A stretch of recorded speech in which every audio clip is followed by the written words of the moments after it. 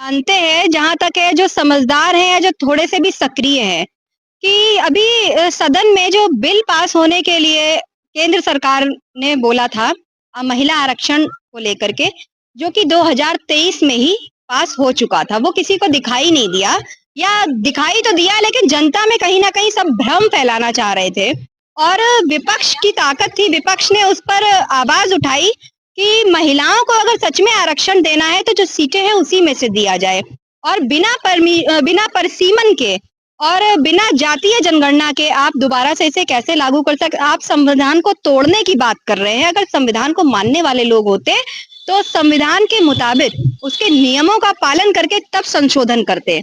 और जिस तरीके से महिलाओं में ये भ्रम फैलाया जा रहा है और कन्नौज जनपद के छिबरामऊ क्षेत्र में छिबरामऊ की विधायिका अर्चना पांडे जी ने राष्ट्रीय अध्यक्ष जी समाजवादी पार्टी और सांसद हैं, पूर्व मुख्यमंत्री रहे हैं हमारे उत्तर प्रदेश के, उनका पुतला फूका जो कि हम लोगों के लिए कहना असंभव है।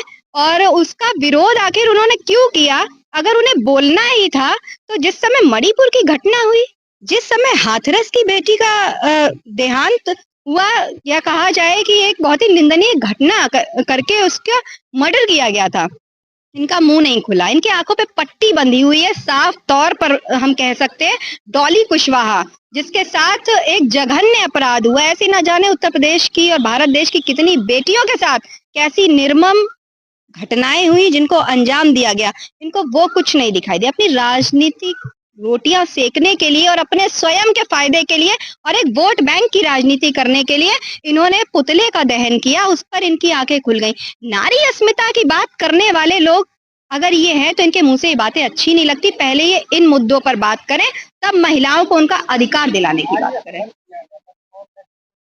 ये हमारे छिबरामऊ की जो विधायिका है, कन्नौज जनपद की विधानसभा है, उनकी सद्बुद्धि दे ईश्वर उनको। ऐसा हम लोग बहुत पहले से कामना कर रहे थे लेकिन वो संभव ही नहीं हो पाया।